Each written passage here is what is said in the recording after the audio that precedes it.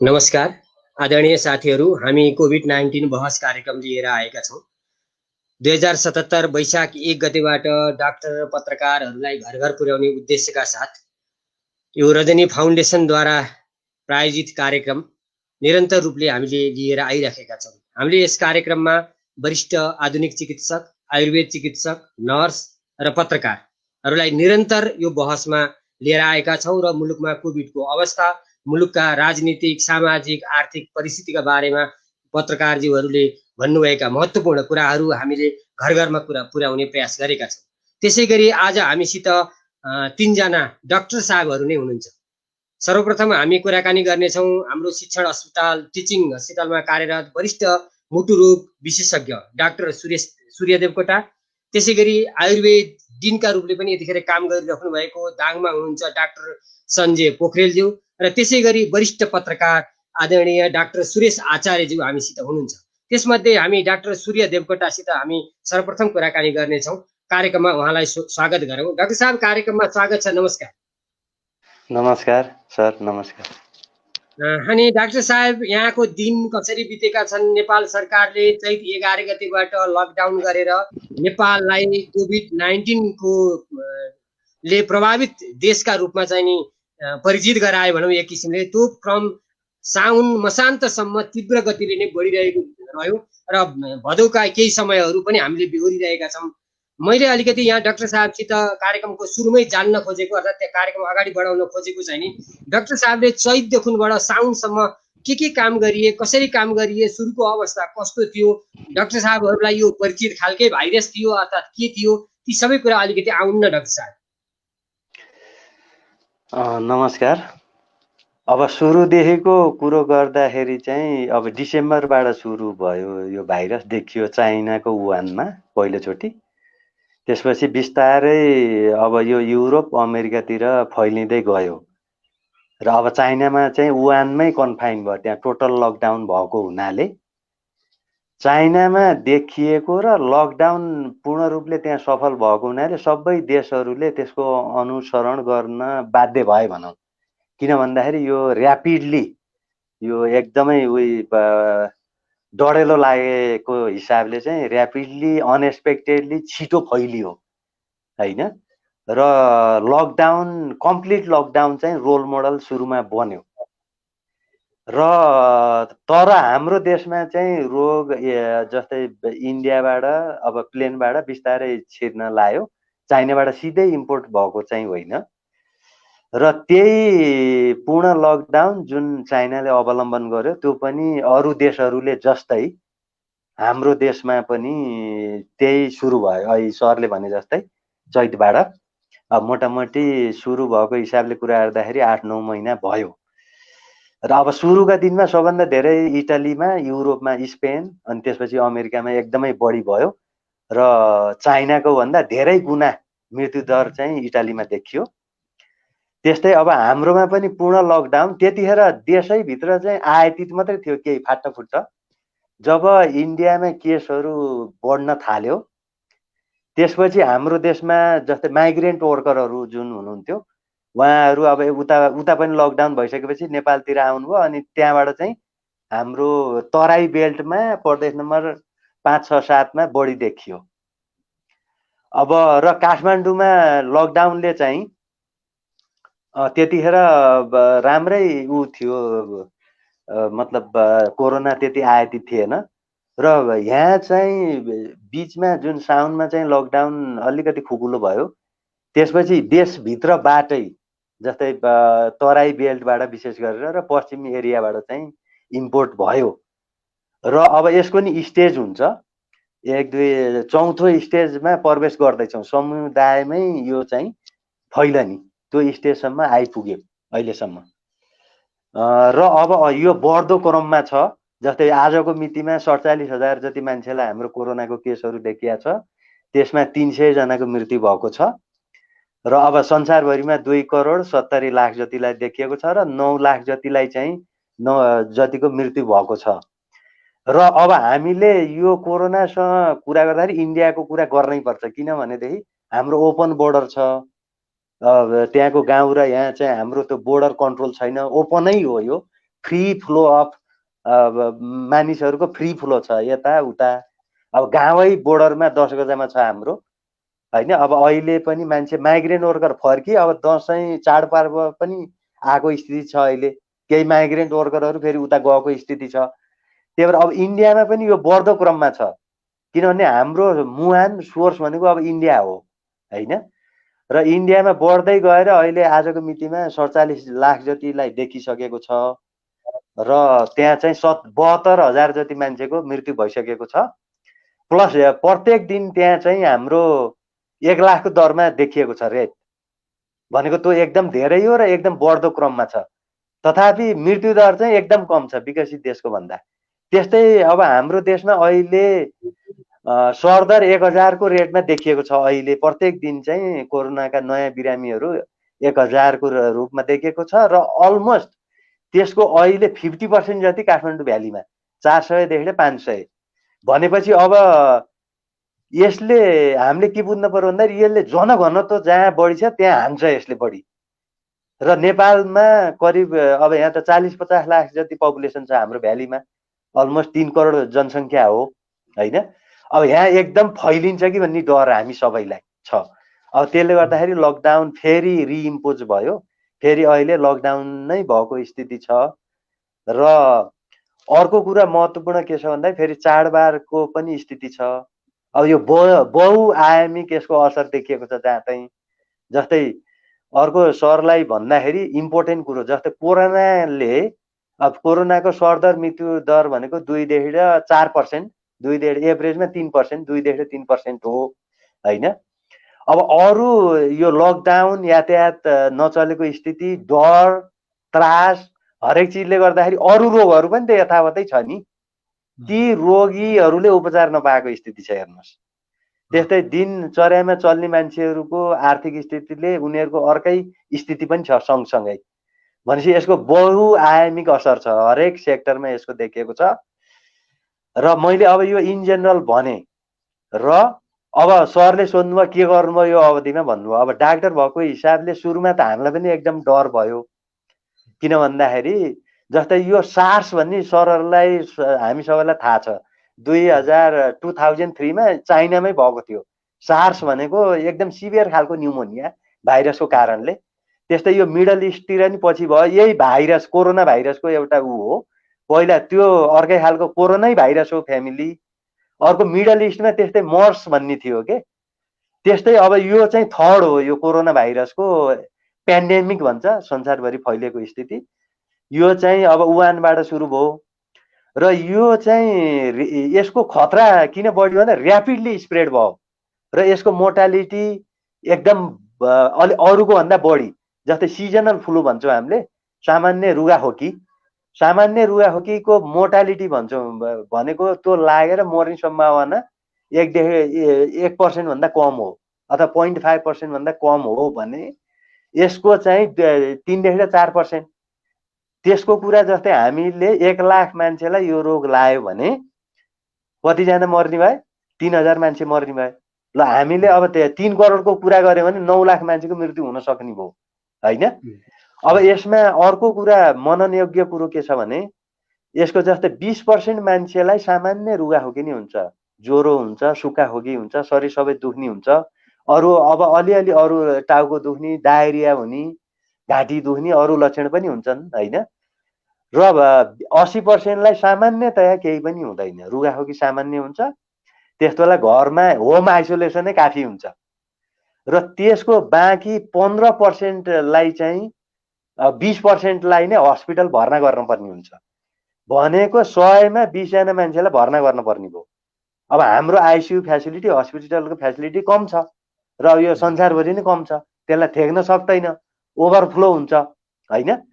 र ती जुन 20% को नि 15% लाई अक्सिजन थेरापीले सामान्य अक्सिजन दिने र अरू सिम्टोमेटिक ट्रिटमेन्ट भन्छ त्यो दिँदाखेरि हुन्छ। त्यसको 5% जस्तै 20 को भनेको टोटल 80% भयो, 15% लाई अक्सिजन दियो भने अनि जुन 5% छ नि त्यसलाई चाहिँ आइसियुमा भर्ना गरेर भेन्टिलेटरमै जानुपर्ने स्थिति हुन्छ होइन।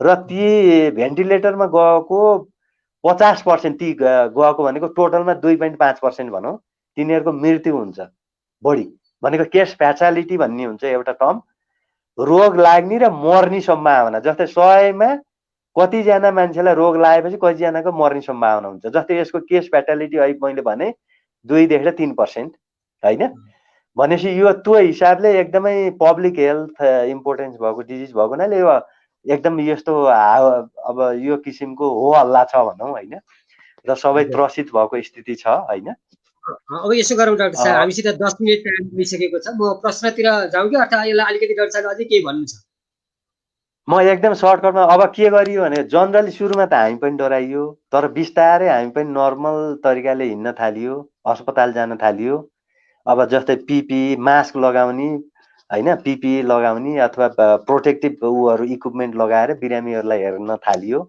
र इमर्जेन्सी उपचारहरू हाम्रो कार्डियाक मनमोहन सेन्टरमा जस्तै हार्ट एट्याक आएको बिरामी हार्ट ब्लक भएको बिरामी अथवा मुटुको वरिपरि पानी बढी जम्मा भएर प्रेसर घटेको सिरियस बिरामीहरूको इमर्जेन्सीको उपचार चाहिँ नियमितै छ जहिले पनि रोकिएको छैन प्लस अब इमर्जेन्सी नभएका तर छिटै उपचार गर्ने बिरामीहरू पनि हुन्छन् त्यस्तोमा चाहिँ अब त्यही पिसिआर पठाएर रिपोर्ट नेगेटिभ आएपछि उनीहरूको आरामले चाहिँ अपरेसन चाहिँ निर्बाध रूपले चलेकै छ ओपिओडीहरू पनि चलेको छ र यो टिचिङ हस्पिटलको परिसरभित्र भएको हुनाले त्यहाँको कोभिड छुट्टै त्यहाँ अब अहिले तत्काल त 100 जति बेडहरू कोभिडको लागि छुट्टिएको छ टोटल 20% अहिले गभर्मेन्टले जुन ल्याएको छ त्यो हुँदाखेरि 700 बेडको हस्पिटलमा 140 हुन आउँछ त्यहाँ त्यो मनमोहन बिल्डिङ भन्ने छ त्यहाँ त्यतातिर छुट्टै उपचार हुन्छ त्यसको चाहिँ अब टिचिङ यस्तो गरौँ यता डाक्टर साहब मनमोहनतिर डाक्टर साहब टिचिङ के हुनुहुन्छ भनेर टिचिङसितै सम्बन्धित प्रश्नहरू छन् सायद अहिले डाक्टर साहबले भन्नुभएकै उत्तर यहाँ पर्छ तर म ती साथीहरूका सबैको नाम लिएर प्रश्न राख्छु किनभने त्यो साथीहरूले हामीलाई विश्वास गरेर पठाउनु भएको छ र डाक्टर साहबले भनिसक्नु भएको कुरो परेन त्यसमा केही कुराहरू राखिदिनु परे राखिदिनु होला रमेश रविन्द्र घिमिरे सोध्नुहुन्छ डाक्टर साहब टिचिङ हस्पिटलको इमर्जेन्सी पनि बन्द गर्न पर्ने अवस्था आएको थियो भन्ने सुनिन्थ्यो अहिलेको अवस्था के छ भन्नुहुन्छ अब टिचिङ हस्पिटलमा त्यहाँ भित्र जाँच गरियो हैन पिसिआर टेस्ट भन्छ हैन र त्यहाँ सिस्टरहरूलाई डक्टरहरूलाई अरू हेल्थ केयर वर्करहरूलाई त्यो देखियो त्यो देखिएपछि के हुन्छ भन्दाखेरि जस्तै मलाई लाग्यो भने अथवा हेल्थ केयर वर्कर सिस्टरलाई लाग्यो भने अरू बिरामीलाई नि सार्न पाइएन आफू पनि सेफ हुनु पर्यो आफ्नो परिवारलाई नि जोगाउनु पर्यो आफूबाट अरूलाई नि जोगाउनु पर्यो त्यो अनि त्यहाँ फेरि सरसफाइ पनि गर्नु पर्यो फेरि त्यहाँबाट त्यहीँभित्र सबै त्यहाँ आउने बिरामीहरूलाई सर्न दिन भएन त्यही भएर केही 2-3 दिन चाहिँ बन्द गरियो सरसफाइ गरियो लागेका बिरामीहरूलाई आइसोलेसनमा लगियो हैन र फेरि अहिले पुनः सञ्चालनमा छ अहिले 2-3 दिन मात्रै हो म त्यसो अब अर्को प्रश्नमा जान्छु डाक्टर साहब केबी गुरुङ सोध्नुहुन्छ अहिले टिचिङ हस्पिटलमा कोभिड-19 का बिरामी कति छन् र तिनको उपचार कसरी गरिन्छ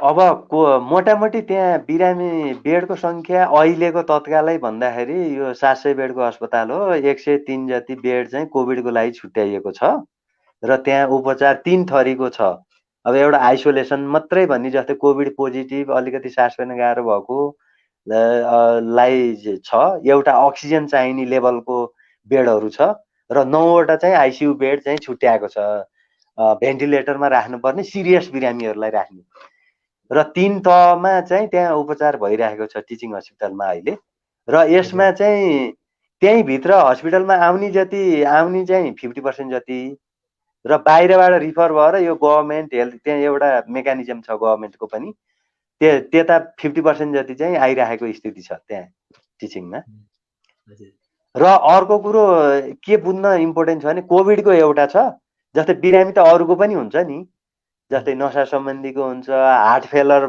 मुटुको हुने भयो पेट सम्बन्धीको हुने भयो हैन अब चोटपटक लागेका बिरामी हो तिनीहरूको नन कोभिड पेसेन्ट भन्छ भनेको तिनीहरूको पनि फेरि सँगसँगै उपचार त भइरहेको छ त्यहाँ त्यो सेवा पनि अवरुद्ध भएको छैन हजुर म अब अर्को प्रश्नमा जाउँ त्यसैगरी श्याम घिमिरे सोध्नुहुन्छ त्यसमा मैले देवकी गौतमको समेत प्रश्न जोडेर भन्छु डाक्टर साहबलाई टिचिङ हस्पिटलले अहिलेको महामारीमा कति संख्यासम्मको बिरामीको उपचार गर्न सक्छ र हामी उत्तरी बेल्टका मानिसले टिचिङ हस्पिटलमा उपचार पाउँछौँ कि पाउँदैनौँ?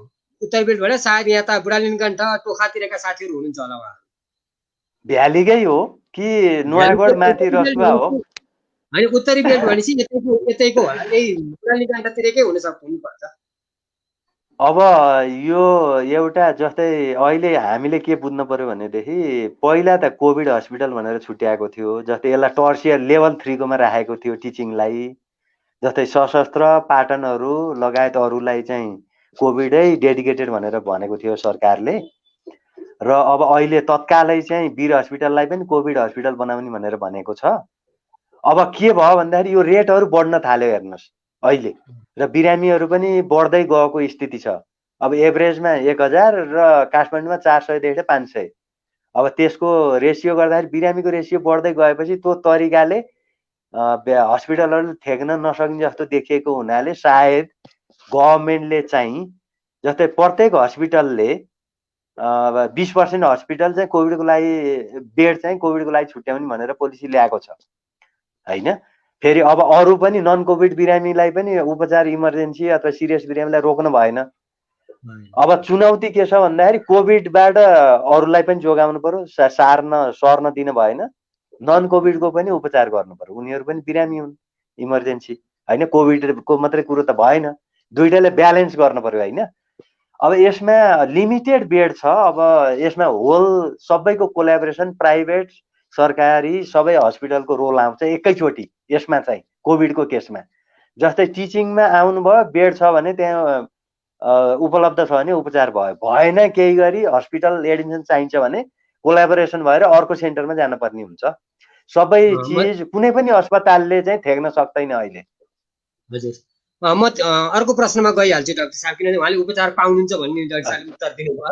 विष्णु गेवाली सोध्नुहुन्छ, नेपाल सरकारको व्यवस्थापन ठिक छ? टिचिङ हस्पिटललाई नेपाल सरकारले के सहयोग गरेको छ? अब नेपाल सरकारले अब सहयोग गर्ने भनेको छ। अब जस्तै कोभिड डेडिकेटेड हस्पिटलहरूलाई चाहिँ सहयोग गरिहालेको स्थिति छ हैन। अब कोभिड यसलाई चाहिँ डाइरेक्टली अहिले गरिसकेको स्थिति, पैसा दिएको अथवा लजिस्टिकमा एकदम धेरै फाइनेन्सियली सपोर्ट गरिहालेको स्थिति छैन मैले बुझे अनुसार। दिने क्रम होला, त्यो प्रोसेसमा होला। अब यो हस्पिटलले नै जेन तेन आफ्नै अब तरिकाले मेहनत गरिराखेको छ हैन। डाइरेक्टली अहिले टोटल ब्याकअप फाइनेन्सियल चाहिँ दिएको भन्ने अहिले मैले लेटेस्ट जानकारीमा बुझेको छैन, त्यो प्रोसेसमै होला। डाक्टर साहब, हाम्रो 18 मिनट गएको छ। अब म मुटु सम्बन्धी आएका प्रश्नहरूमा जान्छु। सुबोध अर्याल सोध्नुहुन्छ, कोभिड-19ले मुटु रोगीहरूलाई कस्तो प्रभाव परेको देख्नु भएको छ? अब कोभिड-19ले जस्तै केस फ्याटालिटी भनिन्छ, मृत्यु दर बढी हुन्छ मुटु रोगीहरूमा। मुटु रोगी भन्नाले जस्तै मुटुको नसाको रोगहरू, हार्ट एट्याक भएको बिरामी, मुटुको हार्ट फेल भएको बिरामीहरू, मुटुका धड्कनका बिरामीहरू र प्रेसरमै पनि यसको अलि रोग बढी सिरियस हुने यो यस्ता रोगीमा, प्लस मृत्यु दर पनि उच्च हुन्छ यसमा। एउटा त्यो खतरा छ। अर्को चाहिँ कोभिड आफैले जस्तै मुटुलाई डाइरेक्टली अथवा इन्डाइरेक्टली पनि असर गर्छ। डाइरेक्टली चाहिँ भाइरस मुटुकै नसामा अथवा चाहिँ मासुमा गएर त्यसलाई कमजोर गरेर हार्ट फेलर हुने, धड्कन सम्बन्धीका रोगहरू हुने, हार्ट एट्याकको पनि सम्भावना बढाउने हैन, र सडन कार्डियाक डेथ पनि भन्छ, त्यो पनि हुने हुन्छ यसमा। र इन्डाइरेक्टली जस्तै यो कोभिड SARS-CoV-2 भन्छ हैन, कोभिड-19 चाहिँ रोगको नाम हो। यसले न्युमोनिया, सिभियर खालको न्युमोनिया गराउँछ के। त्यसले गर्दा अक्सिजनको मात्रा कम हुने र अब भित्रको सिस्टम मेकानिजम बिग्रिएर मुटुलाई लोड गर्छ क्या बढी, इन्डाइरेक्टली, डाइरेक्टली इन्डाइरेक्टली। त्यसले गर्दाखेरि अब 4वटा मुख्य चिज मैले भनिहालेँ। हार्ट एट्याकको सम्भावना बढाउने, हार्ट फेल गराउने, धड्कन, मुटुको धड्कन चाल तलमाथि गर्ने र हृदयघातको सम्भावना पनि बढाउँछ यसमा। म त्यसपछि अर्को प्रश्नमा गएँ। दर उच्च हुन्छ यस्तो बिरामीहरूमा। हजुर, म अर्को प्रश्नमा गएँ। प्रगति गुरुङ र प्रेम थापा सोध्नुहुन्छ, मैले दुईटै प्रश्नलाई एकै ठाउँमा जोडेँ। मुटु रोगीको इम्युनिटी पावर कस्तो हुन्छ र यो इम्युनिटी पावर मुटु रोगी रोगसँग लड्ने क्षमता बढाउन के गर्नुपर्छ? अब जनरली मुटु रोगको इम्युनिटी पावर भनेको अब मुटु रोगमा त मुटुको नसाको रोग, भल्भको रोग, मुटुको मांसपेशीको रोग हुन्छ। अब जस्तै मुटुको बाथ रोगहरू हुन्छ। जनरली इम्युनिटी कम हुन्छ भन्ने हुन्न मुटु रोगीमा है। एउटा कुरा जस्तै हार्ट फेलरको बिरामी एकदम सास फेर्न गाह्रो छ भने त्यस्तोमा अलिकति कम हुन्छ, कमजोर हुन्छ रोगसँग लड्ने क्षमता। तर इन जेनरल चाहिँ कम हुन्छ भन्ने हुँदैन इम्युनिटी चाहिँ मुटु रोगीमा। तर मुटु कमजोर भएको स्थिति र त्यो स्ट्रेसले गर्दाखेरि यसलाई लोड बढ्ने भएको हुनाले अब यसमा मृत्यु दर र एकदम कडा खालको न्युमोनिया हुने खतरा चाहिँ बढी हुन्छ यसमा। यसको क्षमता बढाउने के गर्न सकिन्छ डाक्टर साहब? अब यो क्षमता बढाउने अब यो खाए हुन्छ। अब नुन बेसार पानीको कुरो पनि आयो, अदुवाका कुरा होलान् होइन, सागसब्जी यी छन्। तर वास्तवमा भनियो तपाईँलाई मैले क्लियरली भनियो भने त्यस्तो इम्युनिटी पावर बढाउने औषधि चाहिँ छैन। ल क्लियर हुनुहोस् तपाईँहरू, त्यो तत्कालै इम्युनिटी बढ्ने भन्ने छैन। अब हामीले गर्न सक्ने भनेको अब पानी प्रशस्त खाने, सागसब्जी बढी खाने, फलफुल खाने र जोगिने नै हो। जोगिने नै हो। कुनै चिजले इम्युनिटी पावर बढाउँदैन अहिले तत्काल। र त्यो दिग्भ्रमित हामी नबनाऊ। हजुर, अनि विश्व खरेल सोध्नुहुन्छ यो कोभिड-19ले मुटु रोगीलाई मानसिक असर कस्तो पारेको देख्नु भएको छ? अब अहिले कोभिडले इन जेनरल सबैलाई अब जस्तै तपाईँ हामीलाई पनि एउटा मेन्टल स्ट्रेस छ, एउटा फियर फ्याक्टर छ होइन। फियर अब यो लागिहाल्यो भने के होला, अब हस्पिटलमा पुगिन्छ के होला, ज्यान जाला भन्ने डर इन जेनरल सबैलाई छ। मुटु रोगीलाई स्वाभाविक रूपले अलि बढी खतरा हुन्छ भनेर के अझ बढी स्ट्रेस हुन्छ स्वाभाविक रूपले, जसले बुझेको छ। अब अहिले यत्रो सोसियल मिडिया, तपाईँहरूले यत्रो प्रोग्राम चलाउनुहुन्छ, मिडिया, मान्छे हरेक चिजले मान्छेले त थाहा पाइसक्यो नि मुटु रोगीलाई अलि बढी खतरा छ है, हामीले विशेष सजगता अपनाउनु पर्छ है भन्ने छ। तर अब यसलाई हामीले चाहिँ गर्न सक्ने भनेको जोगिने नै हो। कसरी हुन्छ? सिम्पल कुरा, अब 3वटा कुरा हो जोगिनेलाई। अब हात सफा गरिरहने, सोसियल डिस्टेन्सिङ सामाजिक दूरी कायम गर्ने, बाहिर जाँदाखेरि मास्क लगाएर जाने, काम नपरिकन बाहिर नजाने, त्यो हामी जोगिने नै हो। यसमा धेरै फियर एकदम डराएर पनि काम छैन। पक्कै डाक्टर साहब। त्यसै गरी कमल पौडेल सोध्नुहुन्छ मुटु रोगीहरू यतिखेरको अवस्थाले आउटडोर जान पाइएको छैन, मर्निङ वाक इभिनिङ वाक हाम्रो बन्द भएको छ, यसले कस्तो प्रभाव पार्छ, हामी कसरी जोगिने? कमल पौडेल।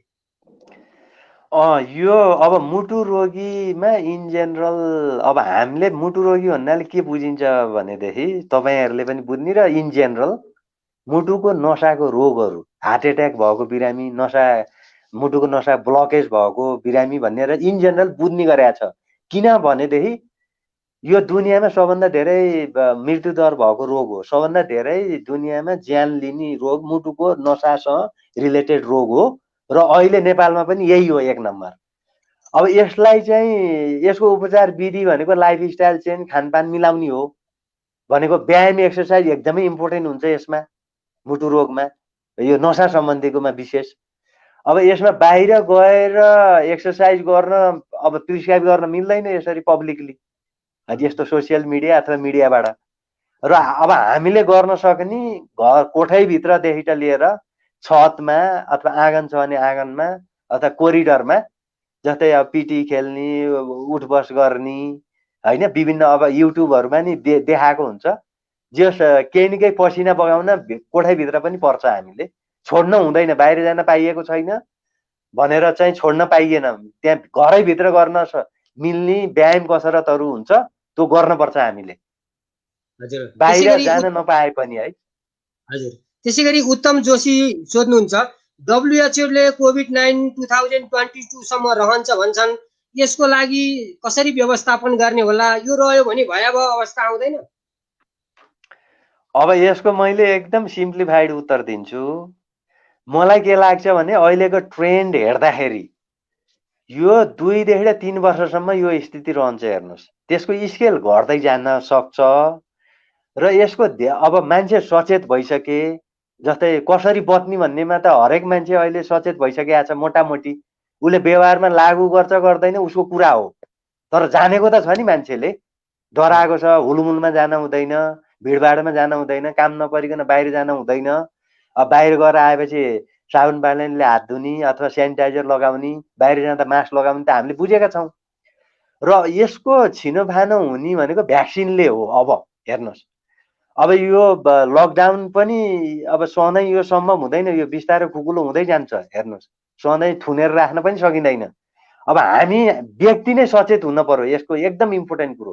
कसैले चाहिँ गोर्खा लौर लाएर तपाईँले परिवर्तन गर्न सक्दैन, हामी आफै सचेत हुन पर्यो। मेन कुरो त्यो हो। हामीले यत्रो ज्ञान लिएका छौँ हरेक मिडियाबाट, अब यसलाई लागू गर्न पर्यो, आफै सिरियस हुनु पर्यो। र अब यो मैले 2 देखि 3 वर्ष किन भने भ्याक्सिनको कुरा छ। हेर्नुहोस्, भ्याक्सिन भनेको के भन्दाखेरि जस्तै भ्याक्सिन जबसम्म चाहिँ इफेक्टिभ भ्याक्सिन आउँदैन तबसम्म यो स्थिति भयावह रहन्छ र त्यसमा हामीले चाहिँ सजगता अपनाएर जोगिने काम हुन्छ। अब भ्याक्सिनको पनि एउटा रमाइलो कुरो के छ, एकदम इन्करेजिङ कुरा के छ भने जस्तै 26वटा जति कम्पनीहरूले फेज 1-2 ट्रायल गरिसकेका छन्, ह्युमन ट्रायल भन्छ। जस्तै यसमा यो फेजहरू छ के भ्याक्सिनको पनि, भनेको प्री क्लिनिकल भन्छ, एनिमल स्टडी हुन्छ पहिला, भनेको भ्याक्सिन बनाएर पहिला एनिमलमा ट्रायल हुन्छ, यो सेफ छ कि छैन, काम गर्छ कि गर्दैन, मान्छेमा ट्रायल गर्न मिल्छ कि मिल्दैन भनेर पहिला जनावरमा चाहिँ पहिला ट्रायल हुन्छ के, र त्यसलाई प्री क्लिनिकल ट्रायल भन्छ, एनिमल स्टडी पनि भन्छ। त्यो भइसकेको छ र त्यस्ता ट्रायलहरू गर्दै गरेका अरू 127वटा कम्पनी छन्। 26वटाले चाहिँ ह्युमन ट्रायल गरिसकेको स्थिति छ अहिले, भनेको त्यो भनेको क्लिनिकल ट्रायल भन्छ। र जस्तै अहिले भर्खर पेपरहरूमा नि पब्लिकेसन भइसकेको छ वर्ल्ड रिनाउन्ड जर्नलहरूमा, जस्तै रसियाको, अब युकेको, तपाईँको अब अमेरिकाको ट्रायलहरू, त्यो अर्ली स्टेजको ट्रायलहरू आएको छ, त्यो इन्करेजिङ छ। र अब फेज 3 ट्रायल भनेको मास स्केलमा हजारौँ मान्छेहरूमा चाहिँ गर्ने ट्रायल हो। यो चाहिँ जस्तै ट्रायल दिएर जस्तै भ्याक्सिन दिइन्छ, कन्ट्रोल ग्रुप पनि हुन्छ, भ्याक्सिन दिएर र नदिएर हेर्ने होइन। र यसमा इफेक्टिभ देखियो, एकदम सेफ देखियो भने अनि बल्ल त्यसलाई चाहिँ मार्केटमा ल्याइन्छ के, र त्यो तेस्रो फेजमा गएको छ। अब यहाँ अब कम्पिटिसन पनि छ। हेर्नुहोस् है, यो कसले पहिला ल्याउने, कुन कम्पनीले ल्याउने, कुन देशले पहिला ल्याउने, मारामार छ त्यहाँ एकदमै। र यो नेसनल प्राइड, कम्पनीको प्राइडको रूपमा लिएको छ अहिले, एकदम ऊ भन्छ नि कम्पिटिसन, फियर्स कम्पिटिसन। यो हिसाबले हेर्दाखेरि अचम्म एकदम फास्ट भयो भने यो नेपाली डेट छ नि, अब भन्न त यहाँ भन्नलाई डोनाल्ड ट्रम्पले त अब उसको इलेक्सन पनि छिटो आएको छ, अब इलेक्सन भन्दा अगाडि नै अब उ गर्ने भनेका छन् होइन, त्यो नहोला। नेपाली डेटको 2017 सालमा आउन सक्छ, बुझ्नुभयो। अब फेरि त्यो मास उसमा जानु पर्यो, फेरि त्यो डिस्ट्रिब्युट गर्नु पर्यो, यत्रो अब 8 अर्ब पपुलेसन छ। 2078 साल भन्नु हो डाक्टर साहब, 77 को अन्तिम, यो सालको अन्त्य अथवा नयाँ 78 को सुरुमा आउन सक्छ है, यो सबै ट्रेन्ड हेर्दाखेरि होइन। अब यसो गरौँ डाक्टर साहब, हामीसितको समय 28 मिनेट 29 सेकेन्ड गइसकेछ। मैले अब अन्त्यमा डाक्टर साहबलाई के भन्नुहुन्छ भनेर प्रश्न राखेँ डाक्टर साहब। अब यसलाई मैले तपाईँलाई भने 2.5 देखि 3 वर्षसम्म यो रहन सक्छ। भ्याक्सिनहरूले गर्दाखेरि हाम्रो प्रोटेक्सन अब त्यहाँबाट हुने हो, त्योभन्दा अगाडि सजगता अपनाउने हो। र अलिकति बढी हाइप त छ डेफिनेटली। अब यसरी एकदमै धेरै सजगता अपनाउने, आफूले गर्ने काम चाहिँ गर्न पर्यो, कर्म गर्न पर्यो। त्यो भएपछि अब जोगिने, आफू जोगिने, प्रिकसन लिने र धेरै डराउन पनि हुँदैन। फेरि स्ट्रेसले पनि अप्ठ्यारो गर्छ। अहिले भर्खर पनि कुरो आयो, मानसिक तनावका कुरा, अरू चिजहरू पनि आउँछन्। हामीले अहिले गर्न सक्ने भने आफू जोगिने र अरूलाई जोगाउने र सचेतना फैलाउने हो। र एकदमै डराएर बस्न पनि जरुरी छैन, तर सजगता अपनाउनु पर्यो। हस् त डाक्टर साहब, मैले यहाँलाई बिदा गरेँ, नमस्कार। ल हस् हस्, धन्यवाद सर। ल हस् हस्। आदरणीय साथीहरू, हामीसित टिचिङ हस्पिटलका वरिष्ठ मुटु रोग चिकित्सक डाक्टर सूर्य देवकोटा हुनुहुन्थ्यो। उहाँका कुरा हामीले सुन्यौँ। समय अभावका कारण केही आएका प्रश्न हामी राख्न सकेनौँ। फेरि पनि हामी अन्य डाक्टरहरूसँग साहबहरूसित राखेर त्यो उत्तर लिएर आउनेछौँ। अब हाम्रो निर्धारित समय अनुसार आयुर्वेद चिकित्सकसित हामी संवाद गर्नेछौँ। यतिखेर हामीसित दाङबाट जोडिनुभएका दाङमा एउटा प्राध्यापन लगायत यो आयुर्वेद चिकित्सकका डिन सञ्जय पोखरेलजीलाई कार्यक्रममा स्वागत गरौँ। डाक्टर साहब नमस्कार, कार्यक्रममा स्वागत छ। नमस्कार, धन्यवाद हजुर। डाक्टर साहब, अब एउटा आयुर्वेद चिकित्सकका रूपले यतिखेर देशमा धेरै किसिमको सर्भिसहरू दिइराखिएको, किनभने मैले 1 प्रदेशदेखि 7 प्रदेशदेखिबाट प्रदेश 2 सम्म आइपुगिसकेको छु। 7, 6, 5, 4, 3, 2 यसमा अत्यन्तै राम्रो भएको भन्ने पनि सुनिएको छ। डाक्टर साहबले जब यो कोभिड-19 को प्रभाव नेपालमा देखिन थाल्यो, साउनसम्ममा के काम गर्नुभयो, कसरी दिनहरू बिते, अर्थात् अहिले के गरिराख्नु भएको छ, अलिकति यहाँकै कुरा सुनाउँ न। हुन्छ हजुर, धन्यवाद। अब सर्वप्रथम अब यो कोभिड-19 आइसकेपछि के कस्ता गतिविधि गरिरहनु भएको छ भनेर व्यक्तिगत रूपमा यदि मलाई सोध्नु भएको हो र आयुर्वेदका साथीहरूले के कसरी काम गरिरहनु भएको छ भनेर सोध्नु भएको हो भने, व्यक्तिगत रूपमा त जब कोभिड-19 को प्रभाव नेपालमा देखा पर्न थाल्यो, त्यसपछि राज्यले जब त्यसको नियन्त्रणको लागि लकडाउन चैतको 10-11 गतेदेखि जुन लकडाउनको निर्णय गर्यो, त्यसपछि त्यसको तत्कालै केही समयभित्रै अब हामी विशेष गरी चाहिँ शिक्षण संस्थामा आबद्ध भएका मानिसहरू त्यही बेलादेखि नै हाम्रा विद्यार्थीहरूलाई उहाँहरूलाई चाहिँ लकडाउनको समयमा आफ्नो घरतिर सुरक्षित हिसाबले जानलाई हामीले निर्देशन दिएर हाम्रा शैक्षिक संस्थाहरू बन्द भए। तत्कालै केही समयसम्म हामीले अनलाइन कक्षाहरू चलाउन सकेनौँ। बिचमा केही समय चाहिँ धेरै लामो टिचिङको उसमा काम गरिएन, तर पनि शिक्षा मन्त्रालय अन्तर्गत काम गर्ने हामी शैक्षिक संस्थाका विषय विज्ञ भएको नाताले शिक्षा मन्त्रालयले तत्कालै कोभिडको प्रभाव नेपालमा देखिन थालेपछि एउटा उच्च स्तरीय समिति गठन गरेर शिक्षा मन्त्रालयले 30-32 जना विभिन्न क्षेत्रबाट आधुनिक चिकित्साका आयुर्वेद चिकित्साको तर्फबाट म त्यो समितिलाई प्रतिनिधित्व गर्ने अवसर पाएँ मैले। त्यस्तै गरी अन्य विभिन्न क्षेत्रका नेपालका विशिष्टता हासिल गरेका विभिन्न क्षेत्रका अनुसन्धानका क्षेत्रका या अन्य विभिन्न ठाउँका वैज्ञानिकहरू, नासका सरहरू, अन्य विश्वविद्यालयका विज्ञहरू समावेश गरेर त्यसपछि अब यो अहिले उच्च शिक्षा के कसरी व्यवस्थापन गर्न सकिन्छ यो कोभिडको कन्टेक्स्टमा र अब अगाडि हामी कसरी बढ्ने, हाम्रो रेस्पोन्स कस्तो हुने र विशेष गरी शैक्षिक संस्थाहरू, त्यसमा पनि चिकित्सा शास्त्रसँग सम्बन्धित शैक्षिक संस्थाहरू, चाहे त्यो एलोपेथिक मेडिकल कलेजका कुरा हुन् या आयुर्वेद मेडिकल कलेज जस्तो हामीले सञ्चालन गर्ने संस्थाहरू हुन्, यी सबै मिलेर कसरी जाने भन्ने सन्दर्भमा एउटा कमिटी गठन भएको थियो। उक्त कमिटीमा हामीले बारम्बार यो भर्चुअल मिटिङहरू गरेर विभिन्न किसिमका निष्कर्षहरू निकाल्यौँ र यही कमिटी 30-32 जनाको ठुलो कमिटीबाट फेरि शिक्षा मन्त्रालयले नै विभिन्न थिमेटिक कमिटीहरू, विषयगत कमिटीहरू गठन गरेर हामीलाई चाहिँ यो चिकित्साको क्षेत्रमा कोभिडको चिकित्सामा हामीले के कसरी अगाडि बढ्न सकिन्छ भन्ने किसिमका प्रोटोकलहरू निर्माण आदि इत्यादि कार्य जिम्मा दिएको थियो। त्यसमा हामी सक्रिय रूपमा लाग्यौँ। मुख्यतः एउटा कुरा। अर्को कुरा चाहिँ हाम्रो नास्ट विज्ञान प्रविधि प्रतिष्ठानले, राष्ट्रिय विज्ञान प्रविधि प्रतिष्ठानको उपकुलपतिज्यू स्वयं र माननीय शिक्षा मन्त्रीज्यू स्वयं उहाँहरूको चासोले फेरि यसमा आयुर्वेदमा विगत लामो समयदेखि परम्परागत रूपमा प्रयोग हुँदै आएका औषधि या भनौँ कोभिड आउनुभन्दा अगाडि, कोभिड-19 को महामारी आउनुभन्दा अगाडि पनि आयुर्वेदमा रुगा, खोकी, ज्वरो या निमोनिया या अरू रेस्पिरेटरी ट्र्याक्टको अप्पर रेस्पिरेटरी या इन जनरल लोअर रेस्पिरेटरी ट्र्याकका इन्फेक्सनहरूमा युज हुने खालका मेडिसिनहरू के कस्ता छन्, के कस्ता जडीबुटीबाट बनेका औषधिहरूका चाहिँ आधुनिक कसौटीमा परीक्षण भइसकेका छन्, कस्ता औषधिहरू चाहिँ उपयोगी हुन्छन्, यी विषयमा पनि हामीले नास्टभित्र रहेर कमिटीबाट काम गऱ्यौँ, सुझावहरू दियौँ।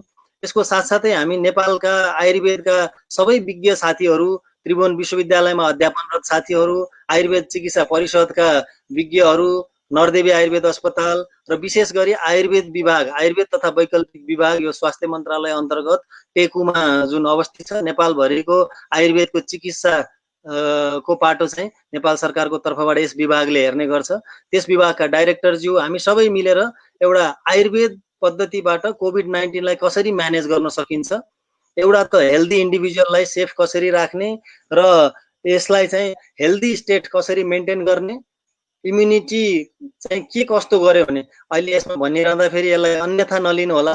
अघि आदरणीय डाक्टर साहबले भन्नुभयो इम्युनिटी चाहिँ तत्कालै बढ्न सम्भव छैन भनेर उहाँले भनेको कुरामा तत्कालै भन्नाले हामीले आयुर्वेदका जडीबुटी खाएर 2-4 दिनमै मेरो इम्युनिटी बढ्छ या गुर्जो खाएर तुलसी खाएर अदुवा बेसार भन्ने जुन कुरा आयो यो क्षणिक 2 दिन 4 दिनको सेवनले या एन्टिबायोटिक खाए जस्तो 5 दिनको कोर्सले 3 दिनको कोर्सले एजिथ्रोमाइसिन 3 दिन 5 दिन चलाए जस्तो अवस्था त पक्कै पनि होइन।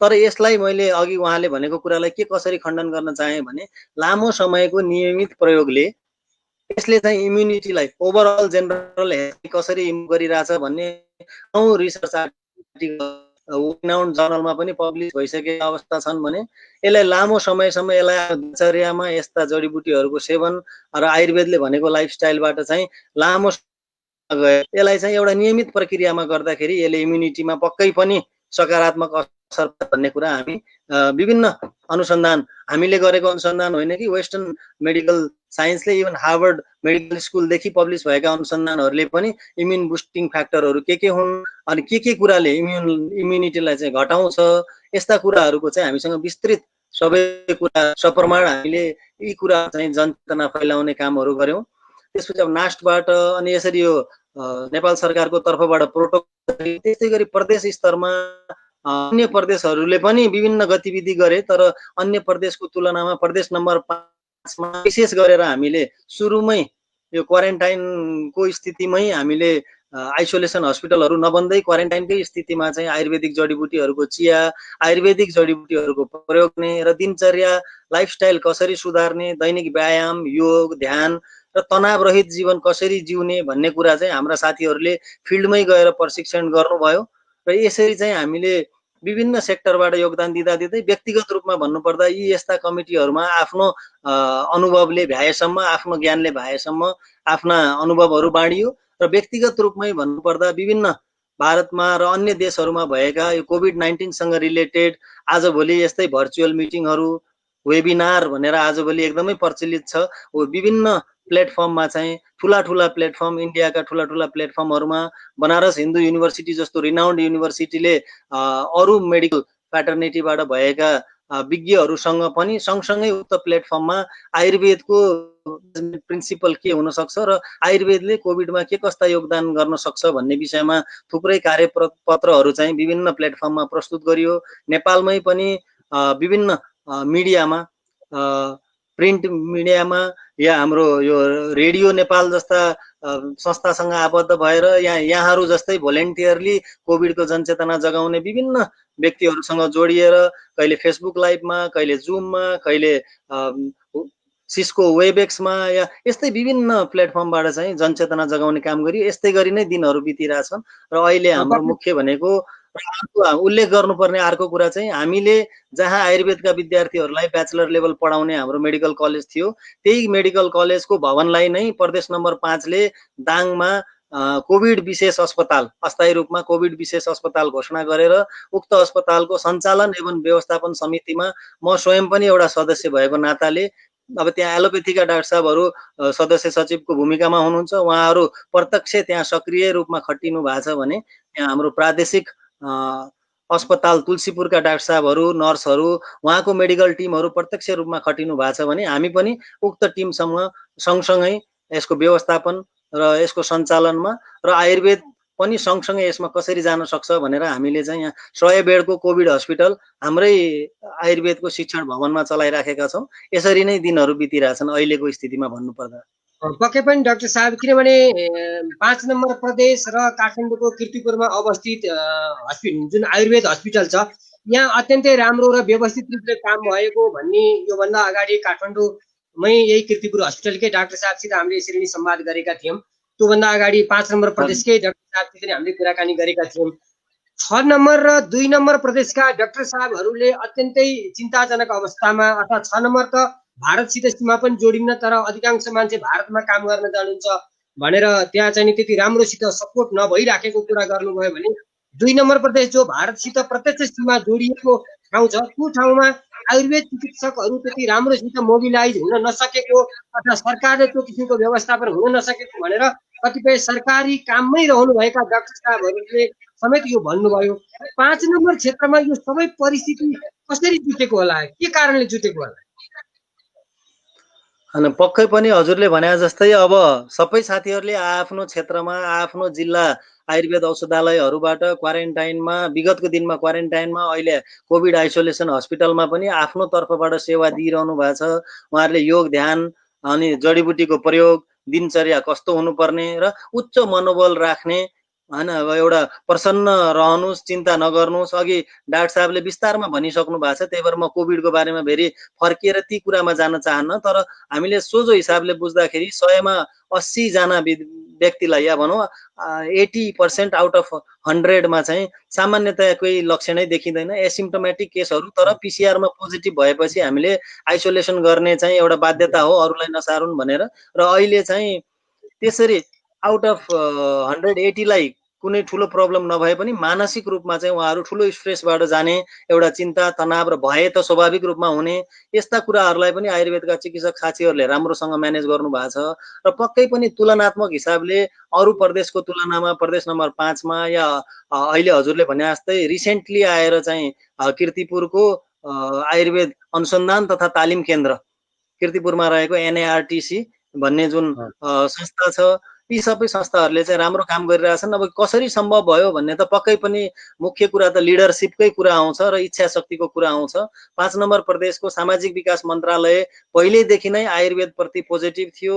त्यहाँका एकदमै युवा र एकदमै जुझारु मन्त्रीज्यू विशेष रूपमा उहाँले पर्सनल्ली नै यसलाई कसरी, यो च्यालेन्जलाई हामीले कसरी फेस गर्ने भनेर एलोपेथीका डाक्टर साहबहरूसँग, हामी आयुर्वेदका विज्ञसँग पटक पटक यसमा चाहिँ छलफल गर्ने र उहाँको आफ्नो सामाजिक विकास मन्त्रालयमै भएका आयुर्वेद चिकित्सकहरूलाई चाहिँ उहाँहरूले भरपुर युटिलाइज गरेर राष्ट्रिय सङ्घीय सरकारले आयुर्वेदको प्रोटोकल जारी गरेर लागू गर्नुभन्दा अगाडि नै 5 नम्बर प्रदेशले चाहिँ आयुर्वेदको प्रोटोकल जारी गरेर आफ्ना 12वटै जिल्लामा रहेका अङ्ग निकायहरूलाई आयुर्वेदबाट चाहिँ यसरी कन्ट्रिब्युसन गर्नु भन्ने एउटा सिस्टमेटिक हिसाबमा उच्च स्थानबाटै निर्देशन भएको हुनाले अन्यत्र भन्दा यहाँ चाहिँ अलिकति आयुर्वेदको प्रभाव, आयुर्वेदका जनशक्तिहरू चाहिँ उच्च मनोबल साथ फिल्डमा जान सकेका हुन्।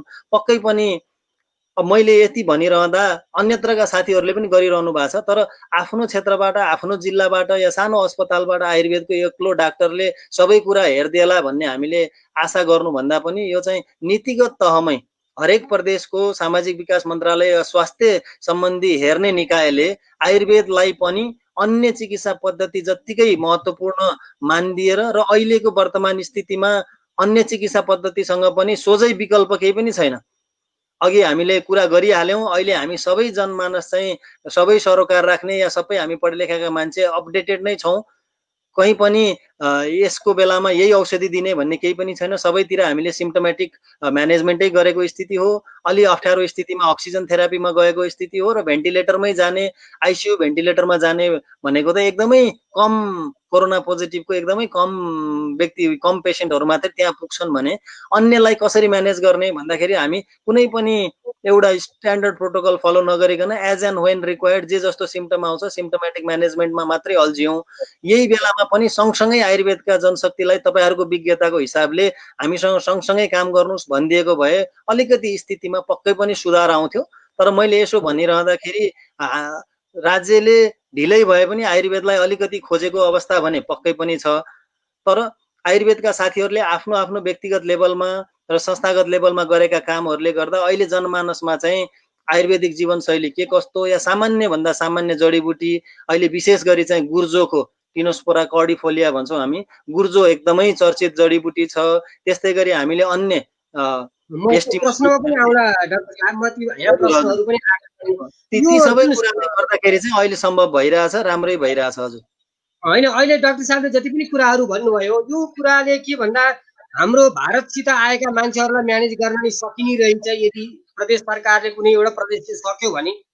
र यो जसरी अहिले समुदाय स्तरमै पसिसकेको अवस्था यहाँ काठमाडौँमा देखिएको छ, जो राजधानी भएका सबैभन्दा ठुल्ठुला हस्पिटलहरू, ठुल्ठुलो सुविधा सम्पन्न हस्पिटलहरू यहाँ भएको र सङ्घीय सरकारको जुन किसिमको लापरवाही जस्तो देखियो अहिले डाक्टर साहबले जसरी 5 नम्बर प्रदेश सरकारले र त्यहाँको सामाजिक विकास मन्त्रालयले लिएको इनिसिएसनका कारण सकियो भन्दा अहिले यो भइराखेको काम र यो प्रदेश समुदायसम्म चाहिँ नि पुगेको परिस्थितिलाई चाहिँ नि सङ्घीय सरकारले गरेको कामको कमजोरीका रूपले देख्नुहुन्छ अर्थात् यो स्टेजसम्म पुग्नु पर्ने माध्यम नै हो यो?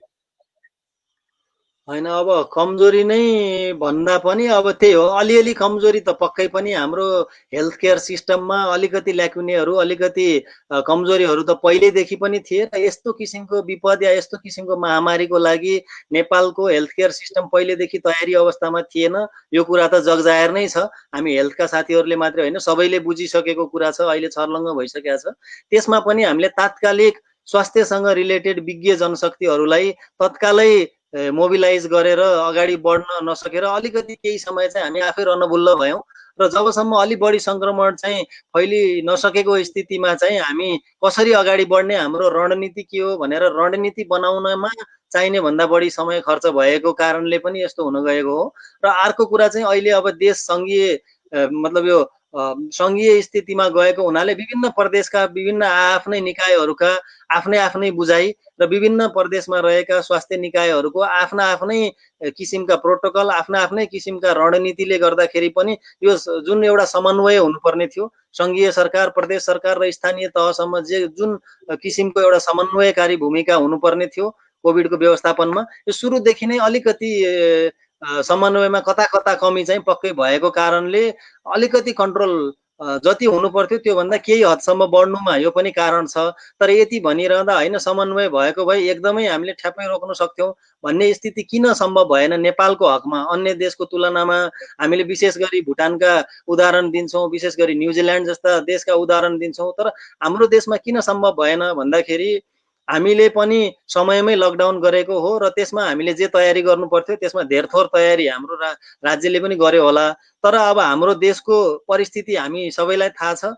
यहाँ चाहिँ लाखौँ जना मान्छे चाहिँ मित्र राष्ट्रमा दक्षिणतर्फ गएर आफ्नो रोजगारी या जीविका चलाउने जुन एउटा पपुलेसन छ, ठुलो लाखौँको पपुलेसन, 5-10 लाखको पपुलेसन छ, उतातिर समस्या बढेपछि अब उताबाट आम्दानी घट्न थालेपछि सबैले आफ्नो स्वदेश फर्किनु स्वाभाविक पनि थियो र अब हामीले यहाँ लकडाउनको स्थितिमा त्यत्रो ठुलो मासलाई यहाँ ल्याएर म्यानेज गर्नको लागि हामी पहिल्यै तयारी अवस्थामा भएनौँ र एकदमै हाम्रो के भन्छ यो अलि न्यून स्तरका क्वारेन्टाइनहरू, निम्न स्तरका स्वास्थ्य सेवाहरूले गर्दाखेरि यसलाई बढावा दिनमा चाहिँ पक्कै मद्दत पुर्यायो। म प्रश्नमा जान्छु, किनभने हामीले 17 मिनट 28 सेकेन्ड हामीले गुजारिसकेका छौँ। डाक्टर साहब, निशा पाण्डे सोध्नुहुन्छ, यो भाइरस अहिलेसम्म किन नियन्त्रणमा आउन नसकेको? होइन, अब सामान्यतया भाइरसहरूको कुरा गर्दा अघि पनि डाक्टर साहबले बताइसक्नुभयो, अन्य डिजिजहरू जस्तै ब्याक्टेरियल या अन्य इन्फेक्सनहरू चाहिँ एन्टिबायोटिकहरू राम्रा या डिफ्रेन्ट जेनेरेसन, थर्ड जेनेरेसनका एन्टिबायोटिकहरू या ब्रोड स्पेक्ट्रम एन्टिबायोटिकहरू बनिसकेको भए तापनि यो भाइरस भन्ने चिजै कस्तो भने छिनछिनमा यसले आफ्नो स्वरूप परिवर्तन गर्न सक्ने यसको खुबी हो, या यसले आफूलाई आफ्नो संरचनालाई चाहिँ टाइम टु टाइम चेन्ज गर्न सक्ने यसको खुबी हो। त्यही भएर कुनै पनि भाइरस चाहिँ त्यति सजिलोसँग नियन्त्रणमा आउँदैन। भाइरसको आफ्नो यो जेनेटिक म्युटेसन गर्ने या उसले आफ्नो स्वरूप बदल्ने कारणले गर्दाखेरि चाहिँ यो विभिन्न रूपमा प्रस्तुत भइरहने र कतै यही कोभिडकै या सार्स कोभिड-2 भनेर जुन हामीले भनिरहेछौँ, यही भाइरसको पनि विभिन्न देशमा भएका अध्ययनहरूले हेर्ने हो भने ठ्याक्कै सबै देशमा भएको यो भाइरसको एक किसिमको जुन यसको स्ट्रक्चर छ त्यसमा चाहिँ विभिन्न देशमा चाहिँ अलिअलि फरक खालका प्रेजेन्टेसनहरू पनि दिइरहेछ। यो चाहिँ छिटोभन्दा छिटो म्युटेट हुन सक्ने प्रजाति भएको हुनाले छिटो कन्ट्रोलमा आउन नसकेको हो। यस्तै गरी पहिला HIV पनि भाइरस थियो, एड्स, यी सबै कुराहरू कन्ट्रोलमा आउन नसकेको मुख्य कारण चाहिँ त्यही हो। हजुर, त्यसै गरी लक्ष्मी रावल सोध्नुहुन्छ, आयुर्वेद औषधि कोभिड-19 को लागि बनाउन सकिँदैन? होइन, बनाउन सकिँदैन भन्दा पनि अब आयुर्वेदिक औषधि ठ्याक्कै कोभिड-19 को लागि बनाउने भन्नको लागि त अहिले विभिन्न फेजमा अघि डाक्टर साहबले भने जस्तै भारतमा पनि लगभग 50-60 वटा प्रिपरेसनको चाहिँ अहिले एनिमल स्टडीको फेज पार गरेर ह्युमन ट्रायलमा गइसकेको स्थिति छन्। नेपालमा पनि टार्गेट गरेर फर्मुलेसनहरू ट्रायलकै रूपमा प्रयोगमा चाहिँ आउँदैछ सकेका छन् सम्म त्यो कोभिडको पेसेन्टलाई दिएर त्यसमा दिनु अगाडि र दिनु पछाडि र उसको हस्पिटल स्टेमा के कति प्रभाव पार्यो, उसको कोभिडको या भाइरल लोडमा के कति प्रभाव पार्यो, अन्य कोभिडबाट देखिने जे जस्ता लक्षण छन् ती लक्षणहरू घटाउनमा कस्तो प्रभाव पार्यो, सबै कुराको अध्ययन भएर अनि अन्तर्राष्ट्रिय मापदण्ड या अन्तर्राष्ट्रिय समुदायले मानेका ठुला ठुला जर्नल्सहरूमा कुराहरू पब्लिस गरिसकेपछि मात्रै हामीले दवा औषधि बन्यो भन्न सक्ने स्थिति रहन्छ। तर यसो भनिरहँदा चाहिँ बन्दै नबनेको स्थिति चाहिँ होइन, प्रयोगमा पनि छन्, विभिन्न क्षेत्रमा विभिन्न औषधि प्रयोगमा छन्, तर त्यसलाई अहिले हामीले कोभिडको औषधि बनायौँ भनेर आयुर्वेदका डाक्टरले चाहिँ क्लेम गरिसक्न मिल्ने स्थिति किन छैन भने कुनै पनि एउटा औषधि बनेर एनिमल स्टडीबाट हुँदै ह्युमन ट्रायल हुँदै लार्ज पपुलेसनमा गएर त्यसको स्टडीको रिपोर्ट आएर पब्लिस भएर जनतालाई हामीले क्लेम गर्दासम्म लामो समय बिताउनु पर्ने हुन्छ, विभिन्न चरण पार गर्नुपर्ने हुन्छ। ती चरणमा भएका कारणले अहिले नै मैले औषधि बन्यो भन्दा धेरै छिटो हुन्छ।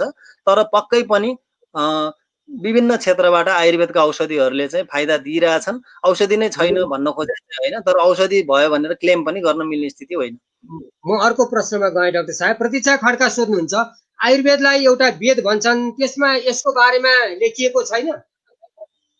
होइन, ठ्याक्कै कोरोना भनेर लेखिएको या यस्तै गरी कोरोना नै हुन्छ भनेर लेखिएको त कहीँ पनि छैन, किनभने यो संसारकै लागि नौलो भाइरस हो र आयुर्वेद आजभन्दा 4000 5000 वर्ष अगाडि लेखिएकोमा ठ्याक्कै कोरोना आउँछ र यस्तो रूप रङमा आउँछ यसरी गर्छ भन्ने त लेखिया छैन।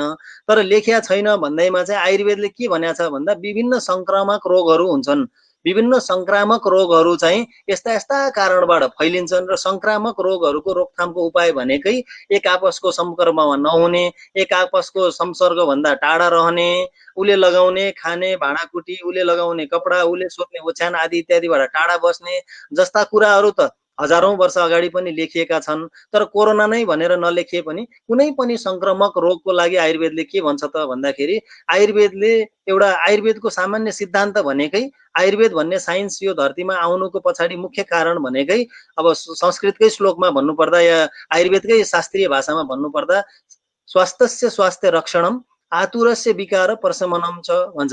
भन्नाले हेल्दी मान्छेको हेल्थलाई मेन्टेन गरिराख्ने, to maintain the health of the healthy individual then treating the patient.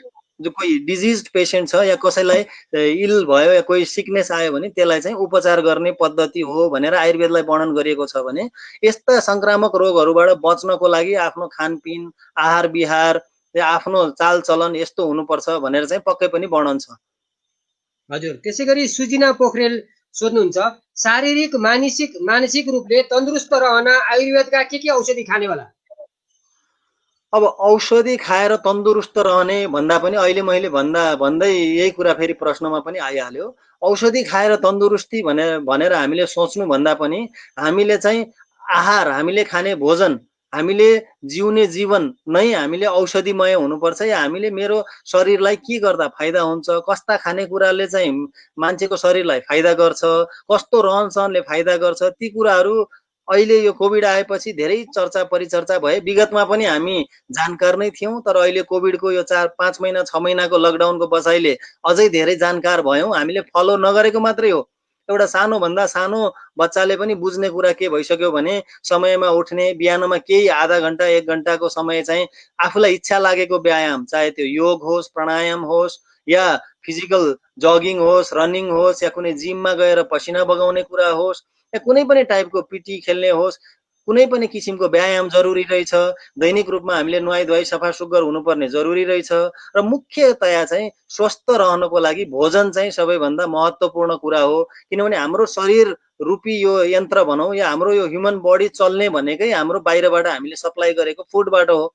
चाहे हामीले carbohydrate, protein, fat, vitamin, mineral भनेर यसलाई न्युट्रिसनको हिसाबमा क्याटेगोराइज गरे पनि या सोझो सरल अर्थमा आयुर्वेदको भाषामा आहार द्रव्य या आहार भनेर भन्दाखेरि हामीले कस्तो खानेकुरा खायौँ भने हामी स्वस्थ हुन्छौँ, कस्तोले चाहिँ हामीलाई फाइदा गर्दैन भन्ने हामी सबैलाई थाहा छ। तर हामी चाहिँ यति अब मान्छेको शरीर यति विचित्रले बनाएको छ कि सानातिना शरीरलाई घातक हुने सानातिना कुराहरूलाई शरीरले आफै पनि it can get rid out of this या यसलाई चाहिँ इलिमिनेट गर्न सक्ने प्रपर्टी या सानातिना टक्सिक कुराहरूलाई यसले हटाउन सक्ने प्रपर्टी चाहिँ यसको नेचुरल यसको क्षमता भएको हुनाले त्यो कारणले हामी चाहिँ अलिकति माथियौँ के मानेमा भन्दा हामीले 2 लाख 3 लाख पर्ने मोटरसाइकल किन्यौँ या 15-20 लाखको गाडी किन्यौँ भने चाहिँ त्यहाँ अलि राम्रो पेट्रोल पम्प कहाँ छ त्यहीँबाट मात्रै पेट्रोल हाल्छु त्यहीँबाट मात्रै डिजल हाल्छु भनेर हामी 2 किलोमिटर पर जाने। तर यो हाम्रो यो अमूल्य करोडौं करोडमा पनि नपाइने शरीरको लागि चाहिँ हामीले जहाँ जे पाए त्यही खाइदिने। अब जाँड रक्सी आदि इत्यादि खानु हुँदैन सबैलाई थाहा छ, तर त्यो पनि खाइदिने। चुरोटले फाइदा गर्दैन सबैलाई थाहा छ, त्यो पनि गरिदिने। या अब भनौँ न धेरै तारे भुटेका मसालेदार खानेकुरा या प्रोसेस्ड फुडहरू, विशेष गरी बट्टा बन्द फुडहरू, जङ्क फुडहरू फाइदा गर्दैन भन्ने जान्दा जान्दै पनि हामीले आफूलाई आधुनिक देखाउनलाई या जिब्रोलाई क्षणिक आनन्दलाई हामीले जुन खानपानमा चाहिँ एउटा अव्यवस्था ल्याएका छौँ त्यो नै हाम्रो रोगको मुख्य कारण हो भन्ने चाहिँ अब त्यही देखिन्छ। भनेपछि स्वस्थ रहनको लागि औषधि भन्दा यस्ता कुरामा ध्यान दिनुपर्छ भन्ने पहिलो सुझाव हो। र सँगसँगै यस्ता दिनचर्याका कुराहरू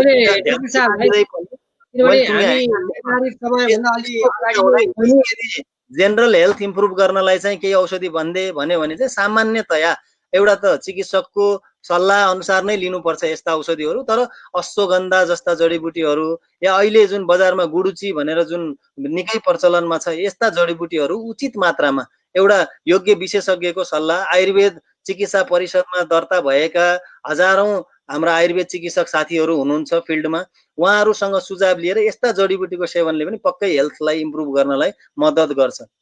हस्, अनि डाक्टर साहब अन्त्यमा के भन्न चाहनुहुन्छ? अन्तिममा अब भन्ने कुरा यही हो। अब अघि डाक्टर साहबले भने जस्तै तत्कालै यो 6-8 महिना 1 वर्षसम्म चाहिँ भ्याक्सिन आउनलाई समय लाग्छ नै। र यसमा ट्रिकी पार्ट के छ भन्दाखेरि यो एउटा ठुलो, अब यो मेडिकल साइन्स भनेको पनि आफैमा एउटा $1 बिलियन बिजनेस भन्छौँ हामी। यो चाहिँ धेरै ठुलो एउटा संयन्त्र छ। अघि भर्खरै मात्रै प्रसङ्ग उठ्यो, मोर देन 150 डिफ्रेन्ट फार्मास्युटिकल कम्पनीजहरूले चाहिँ आफ्ना प्रडक्टहरू चाहिँ राम्रा छन् भनेर क्लेम गरेर भ्याक्सिन बनाइरहेको स्थिति छ। यो हुँदा हुँदै पनि मैले के भन्न चाहन्छु भन्दा पहिलो कुरा त यो भाइरसको स्वरूप, यसको स्वभावैले गर्दाखेरि पनि भ्याक्सिन आउनु पनि आफैमा एउटा जटिल कुरा छ। अहिले हामीले जुन भाइरसलाई टार्गेट गरेर भ्याक्सिन निर्माण गरेर 1 वर्षपछि हामीले भ्याक्सिन दिने भन्छौँ, त्यति बेलासम्म भाइरसले आफ्नो स्वरूप परिवर्तन गरेर अर्को किसिमको रूपमा पनि आउन सक्ने सम्भावना उत्तिकै प्रबल छ।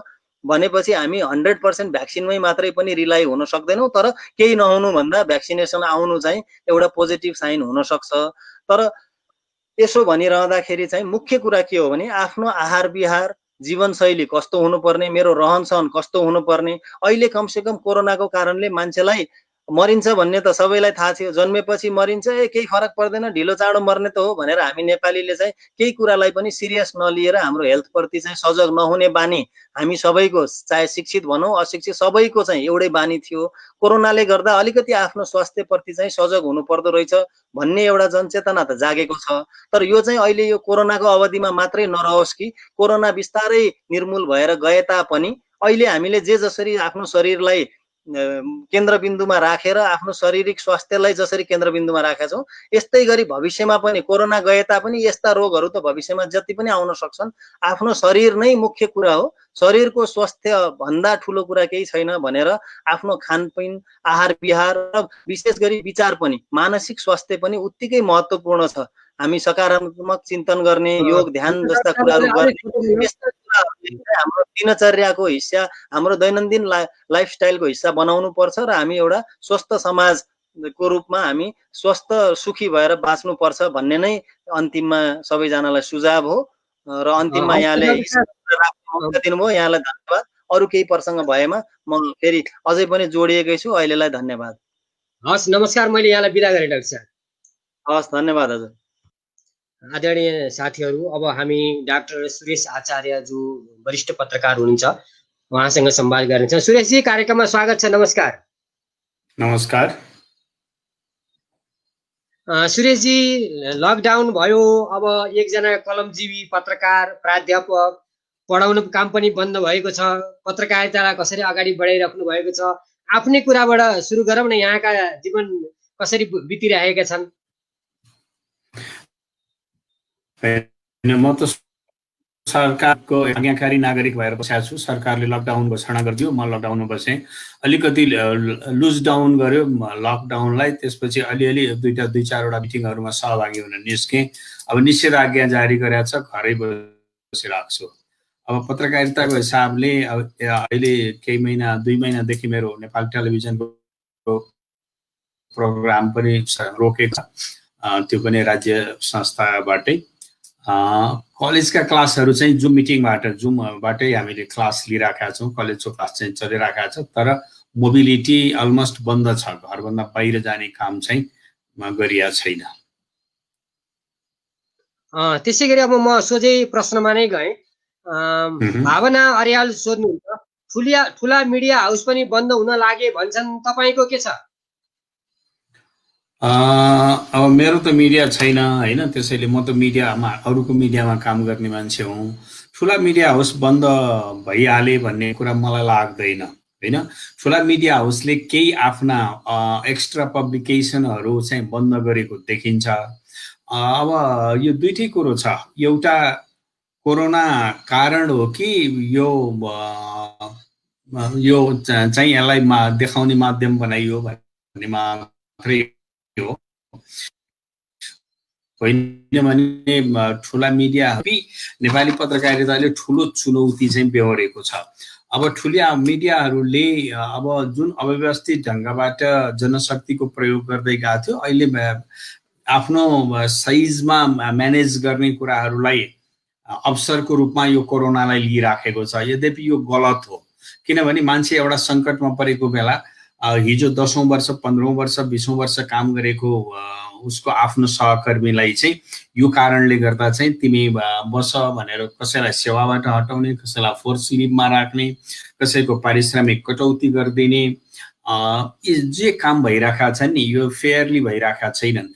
हिजो त्यो मिडियाले करोडौं कमाउँदाखेरि पत्रकारले के पाथ्यो? बोनस पाथ्यो। पत्रकारले अरू फेसिलिटिज पाथ्यो? थिएन नि त। त्यो त जसले लगानी गरेको थियो उसैले आफ्नो नाफाको रूपमा आर्जन गरेको थियो भने आज 6 महिना लकडाउनको स्थिति हुँदाखेरि चाहिँ सबै उहाँको सर्वस्व सिद्धिएको स्थिति हो र? त्यो पनि होइन।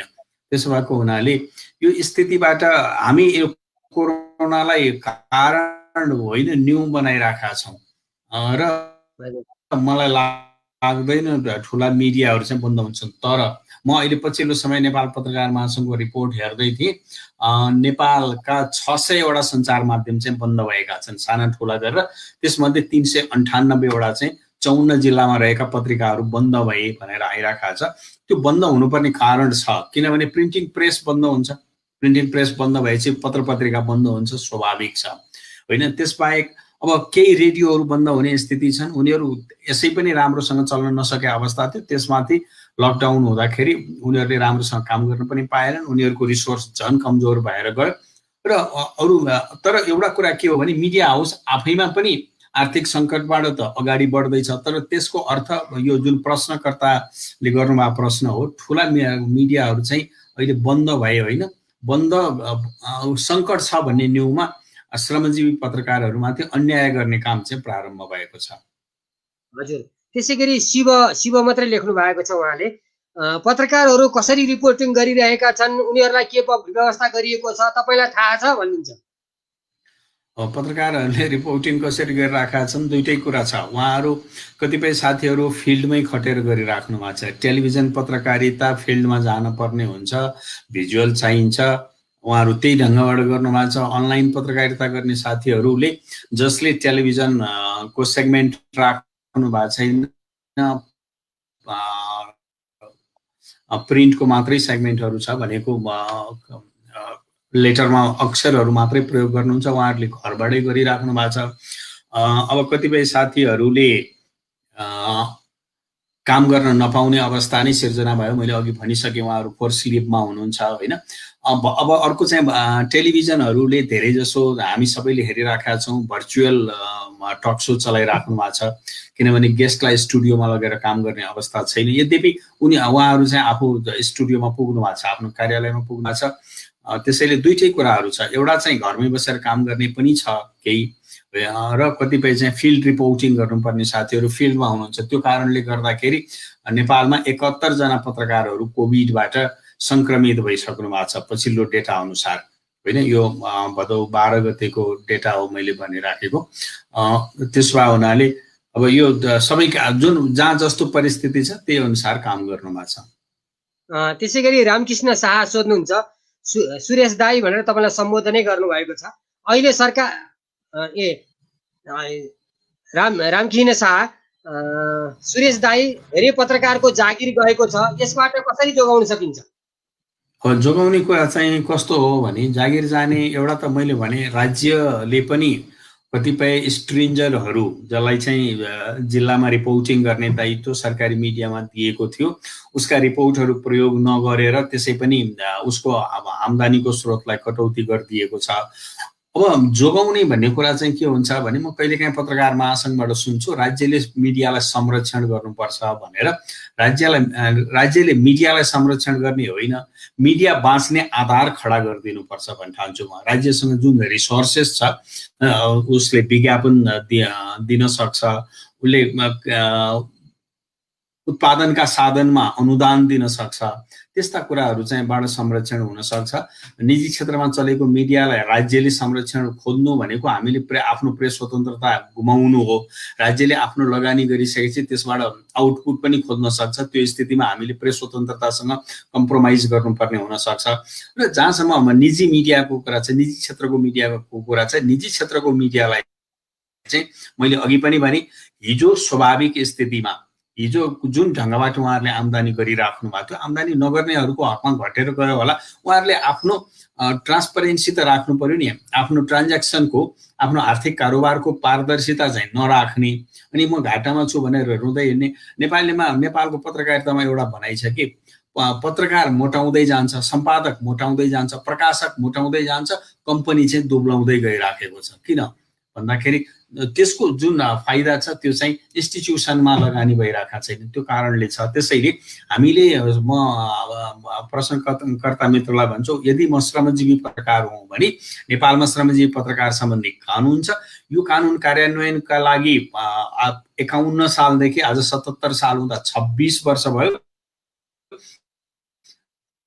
हामी पत्रकारहरू अरू क्षेत्र कानुन लागू भएन भनेर समाचार बनाउँछौँ। हाम्रो आफ्नो क्षेत्रको कानुन लागू गर्नका लागि राज्यलाई, मिडिया हाउसलाई जुन खालको दबाब दिनुपर्थ्यो त्यो दिँदैनौँ। त्यहाँ हामी चुकेका छौँ।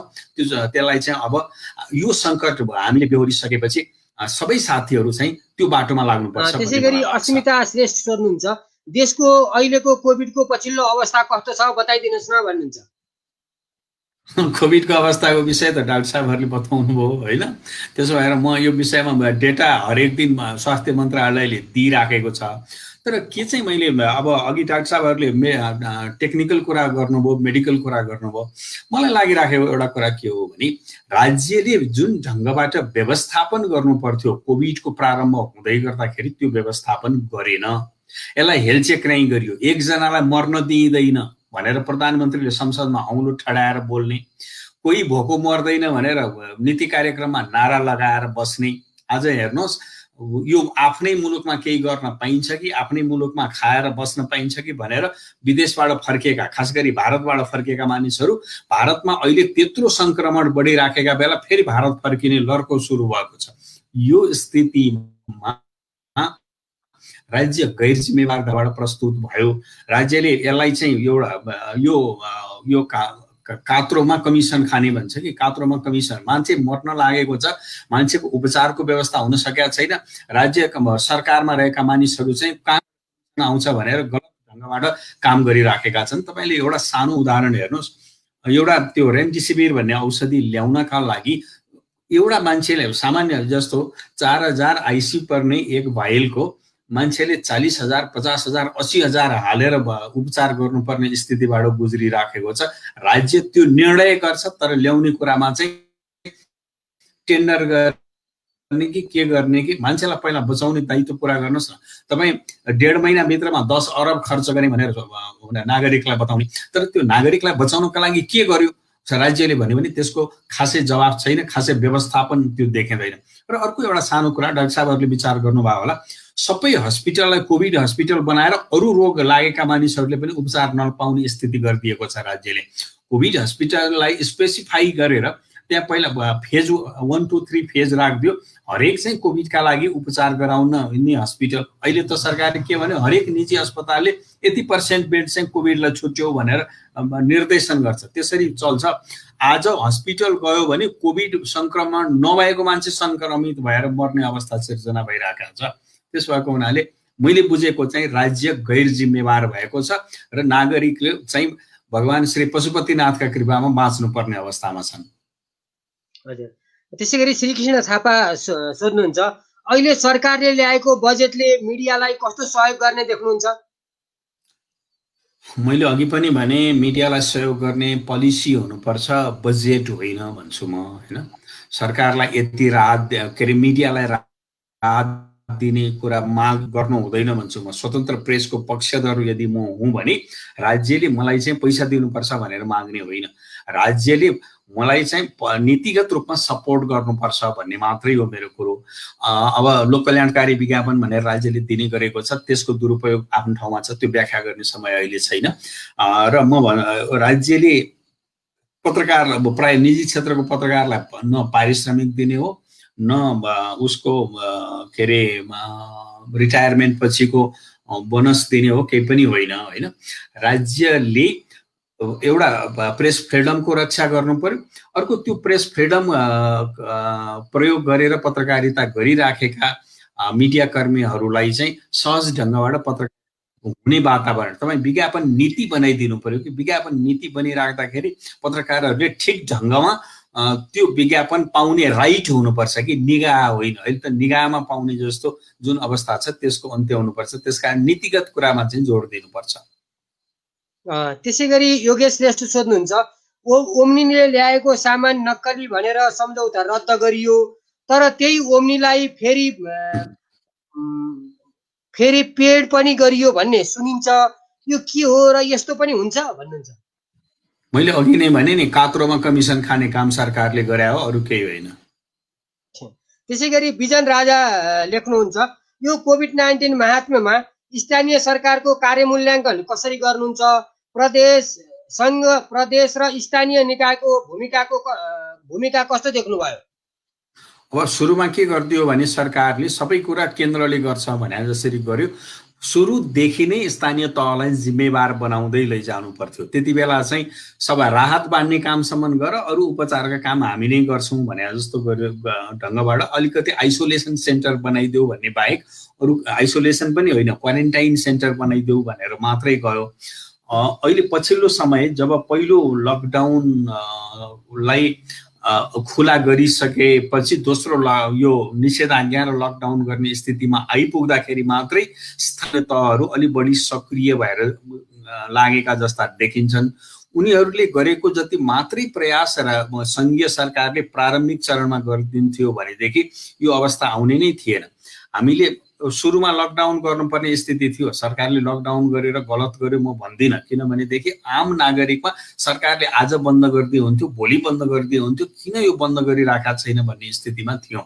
तर त्यो समयका बीचमा जति पनि पूर्वाधारहरू तयार गर्ने दायित्व सरकारले गर्नु पर्थ्यो, सङ्घीय सरकारले पनि गरेन। सङ्घीय सरकारले कतिपय प्रादेशिक सरकार र स्थानीय सरकारलाई यसो गर भनेर निर्देशन दियो, तर त्यो अनुसार गर्न सक्ने हैसियत छ कि छैन भनेर पनि हेरेन, बजेट उपलब्ध गराउनु पर्ने हो कि भनेर पनि हेरेन। अहिले म हाम्रो यो आयुर्वेद डाक्टरको कुरा सुनिराखेका थिएँ, डाक्टर पोखरेलको, उहाँले भनिराख्नु के अरे होइन, यो के अरे हाम्रो मनमोहन हस्पिटलको कार्डियक हस्पिटलको डाक्टरले राज्यले दिन्छु भनेको छ, अहिलेसम्म दिएको छैन। तपाईँले राज्य कहाँ छ? सिंहदरबार कहाँ छ? सिंहदरबारबाट महाराजगञ्जमा सहयोग पुग्न सकेका छैन भने देशका कुना काम्चामा कसरी पुगेको होला र स्थानीय तहले कसरी काम गरिराखेका होलान्? त्यसैले यो हामीले प्रदेशलाई, स्थानीय तहलाई जिम्मेवार बनाउनु पर्छ, तर दोष दिएर कामका लागि निरुत्साहित चाहिँ गर्न हुँदैन। हजुर, त्यसै गरी आकृति विष्ट सोध्नुहुन्छ, कोभिड-19ले आर्थिक, सामाजिक, राजनीतिक कस्तो प्रभाव पारेको छ र पार्ने देख्नुहुन्छ? अब यो त लामो प्रश्न हो, निबन्ध लेख्नुपर्छ यसमा, होइन। यो आर्थिक पक्ष यस्तो, सामाजिक पक्ष यस्तो लेख्नु पर्यो, होइन। आर्थिक छोटकरीमा भन्दाखेरि चाहिँ आर्थिक पक्ष भनेको डामाडोल स्थितिमा छ। अहिले तपाईँले पनि डेटा सुनिराख्नु भयो होला, राज्यले कोभिडबाट जति मरे भनेर सार्वजनिक गरिराखेको छ त्योभन्दा 10 गुणा बढी आत्महत्या गरेर नागरिक मरेका घटनाहरू आइरहेका छन्। के कारणले? त्यसको पछाडि जानुभयो भने आर्थिक कारण प्रमुख छ। अहिले सबै कुराहरू बन्द भएको स्थितिमा बैंकलाई चाहिँ बचाइराख्ने, नागरिक चाहिँ मर्नुपर्ने भन्ने राज्यको मान्यता देखिराखेको छ। बैंकले केही सपोर्ट गरेका छैन, राज्यलाई कर उठाउनु पर्यो, लुज डाउन गरिदिन्छ, लकडाउन खोलिदिन्छ, अनि आफ्नो स्वार्थ पुरा भएपछि लकडाउन फेरि लगाउँछ। यस्तो खालको राज्य भएको ठाउँमा चाहिँ अब सबै कुरा प्रभावित छ। सामाजिक रूपमा हेर्नुभयो भने सामाजिक रूपमा एउटा सद्भाव बिग्रदै गएको देखिरहेका छु मैले। किनभने रोग सबैलाई लाग्छ।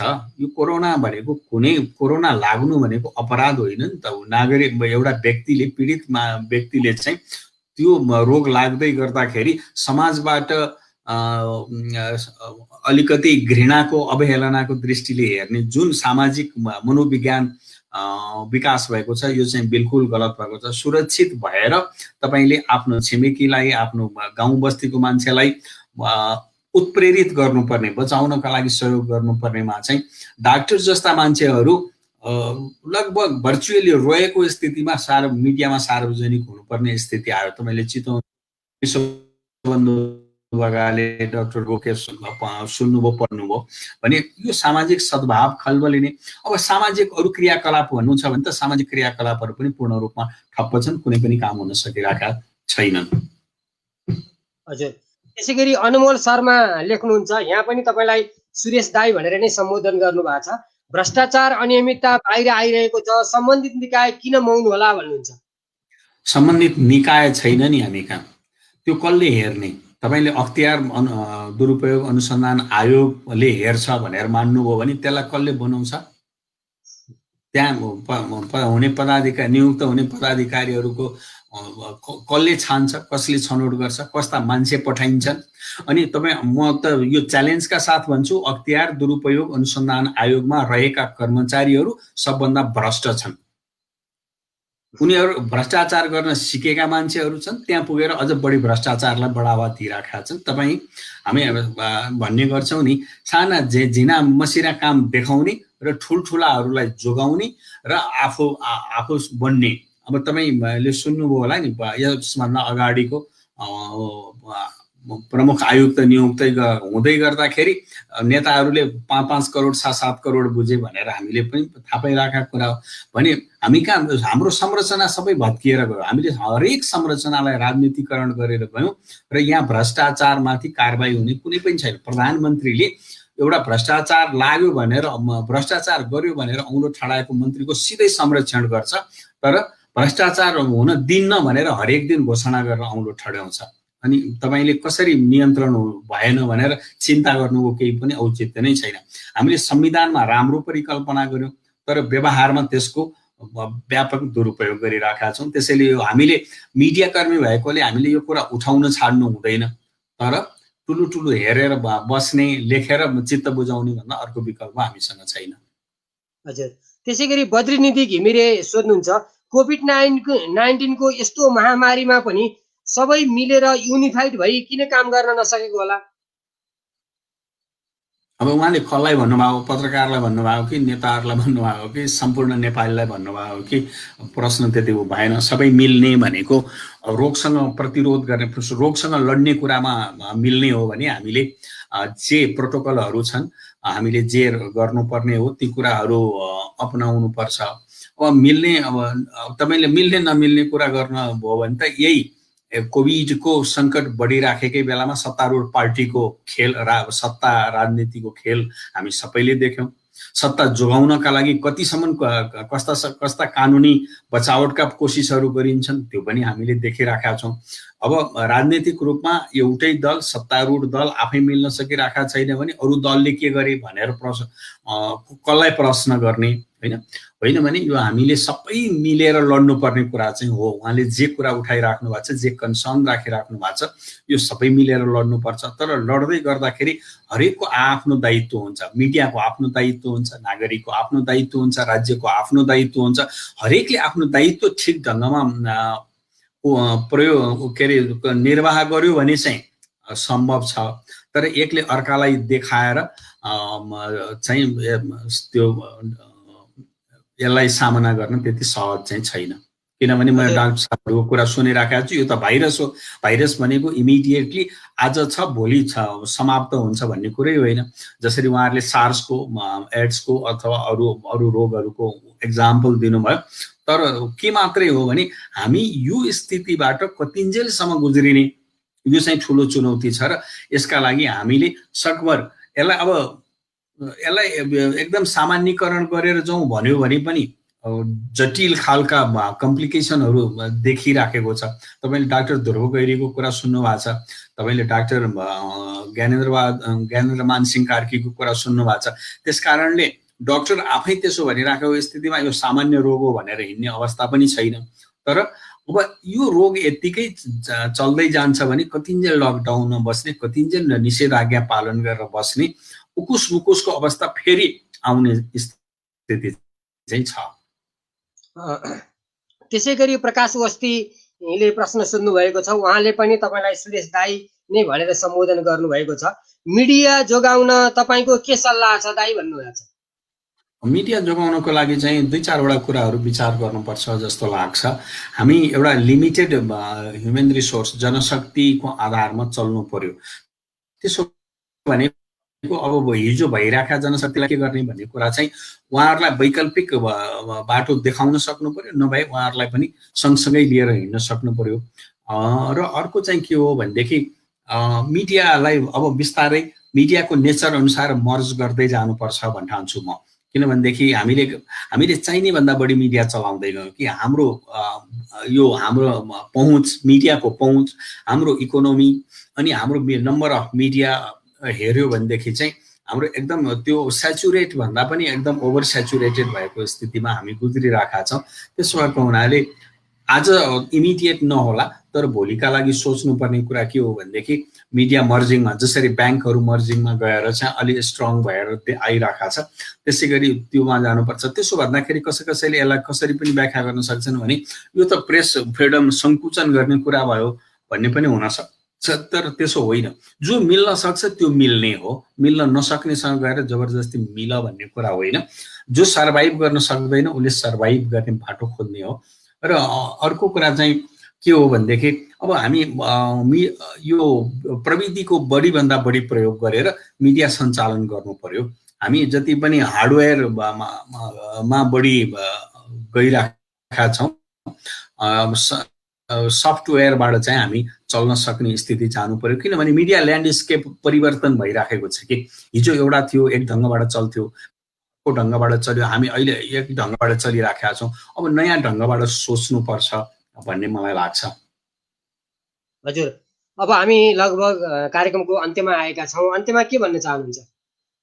अब मेरो सबै साथीहरू, पत्रकारिता क्षेत्रमा रहने साथीहरूलाई त पहिला त सुरक्षित रहनुहोस् भन्ने नै हो। किनभने नेपालको कुनै पनि मिडिया हाउसले रिपोर्टिङमा पठाउँदा तिमी सुरक्षित भएर जाऊ भन्न सकिरहेका छैन। आज एउटा डाक्टरले पिपिई प्रयोग गर्नुपर्छ भनिरहँदा एउटा मिडिया हाउसले मास्क दिएर पठाउने स्थिति छैन। त्यो अवस्थाबाट हामी गुज्रिराखेका छौँ। पहिला त सुरक्षित हुनुहोस्, किनभने मैले अघि भने 71 जनामा त कोभिड सङ्क्रमण देखिसक्यो। केही साथीहरूको रिकभर भयो, धेरै साथीहरू अहिले पनि आइसोलेसनमा हुनुहुन्छ। एउटा सुरक्षित हुने यो अवस्थामा। दोस्रो, सर्भाइभ गर्ने विकल्पहरूका बारेमा पनि सोच्नुहोस्। किनभने तपाईँ पत्रकार हुनका लागि जन्मिएको होइन, तपाईँ कर्म गर्दै जाँदा पत्रकार हुनुभयो। पत्रकारितामा सर्भाइभ गर्न सकिँदैन भने गलत बाटोमा हामी जानु हुँदैन। हामीले आफ्नो विकल्प पनि सोच्नुपर्छ। यद्यपि मेरो 35 वर्षको पत्रकारिताको करियरमा अब मलाई कहीँ जा भन्यो भने त्यति सहज चाहिँ हुँदैन। म त्यसैले प्रारम्भिक चरणमा रहँदै गरेका साथीहरू जसले चाहिँ अब यहाँ सर्भाइभ गर्न सकिँदैन भन्यो भने वैकल्पिक बाटो। अर्को चाहिँ मिडियालाई टिकाउने कुरा के हुन्छ? तपाईँ मिडियामै रहन चाहनुहुन्छ, मिडिया आवश्यक पनि छ, किनभने सरकार त खुसी हुन्छ तपाईँ जतिसुकै मिडिया बन्द गर्दै जानुहोस्, कस्तो गजब हुन्छ उसका लागि। सरकारका लागि त जहिले पनि मिडिया भने चाहिँ आलोचना मात्रै गर्छ, यसले चाहिँ कहिले पनि सपोर्ट गर्दैन भन्ने बुझिराखेको हुन्छ। र मिडिया चाहिँ नभए पनि चल्छ भन्ने मनोविज्ञान राज्य सत्ता चलाउनेहरूसँग हुन्छ। त्यस कारणले मिडियालाई टिकाउनु पर्छ। तर टिकाउने तरिका के हो भन्ने कुरा चाहिँ आपसी छलफलबाट समझदारीबाट एउटा निष्कर्षमा पुगेर जानुपर्छ। त्यसैले हामी इमान्दारीका साथ लागौँ। यो कोरोना संक्रमणलाई ठिक सूचना दिएर हामी आफ्नो दायित्व पुरा गरौँ। अब यहाँ ठिक सूचना दिने कुरा गरिराख्दाखेरि पनि कतिपय कन्ट्रोभर्सिजहरू चाहिँ मिडिया मेडिकल सेक्टरबाटै पनि आउने गर्छ। तपाईँले हेर्नुभयो भने पहिलाका लक्षणका जे कुराहरू थिए यसो यसो गर्नुहोस् भनेर भन्यो। अब अहिले आउँदाखेरि ती लक्षणहरू चाहिँ माइनर खालको देखिन लाग्यो। अरू नयाँ खालका लक्षणहरू हुन त अब त्यो भाइरसको ग्रोथ सँगसँगै आएको पनि होला, तर मान्छेलाई के गर्यो भने ठिक हुन्छ भन्ने कुरा छैन। अर्को चाहिँ तपाईँ जति सजिलै सेनिटाइजर प्रयोग गर भनिराख्नु भएको छ नागरिकले हरेक दिन सेनिटाइजर प्रयोग गरेर पहिला भात खाने कि सेनिटाइजर प्रयोग गर्ने भन्ने समस्या छैन। हामीले त नागरिकको ग्रासरुट लेभलको नागरिकलाई हेर्न सकेका छौँ र छैनौँ नि। त्यसो भएर उनीहरूलाई अरू के विकल्पबाट बचाउन सकिन्छ? तपाईँ साबुनले हात धुनुहोस् भनिराख्नु भएको छ। साबुन नहुने ठाउँ पनि त होला नि। त्यसको विकल्प खरानी हुन सक्छ कि सक्दैन? हिजो त खरानी थियो हाम्रो कुनै कालमा, होइन? त्यस कारणले उसलाई पनि सहज ढङ्गबाट बाँच्ने अवस्था बनाउन सकौँ। हामी आफ्नो दायित्वबाट च्युत नभइकन अगाडि बढौँ। मेरो सबैलाई शुभकामना भन्न चाहन्छु म। हस् त, मैले यहाँलाई बिदा गरेँ। नमस्कार। नमस्कार। आदरणीय साथीहरू, आज हामीले डाक्टर देवकोटा, डाक्टर पोखरेल र डाक्टर आचार्यसित कुराकानी गऱ्यौँ। हाम्रो संवाद यहाँहरूले सुन्नुभयो र आएका प्रश्न लगभग हामीले राख्न सक्यौँ। केही प्रश्न बाँकी भए भोलिका कार्यक्रममा हामी राख्नेछौँ। नियमित रूपले हामी कमेन्टको अपेक्षा गर्छौँ र आजको कार्यक्रममा प्राविधिक रूपले सहयोग गर्नुहुने शाश्वत घिमिरे लगायत मलाई बिदा दिनुहोस्।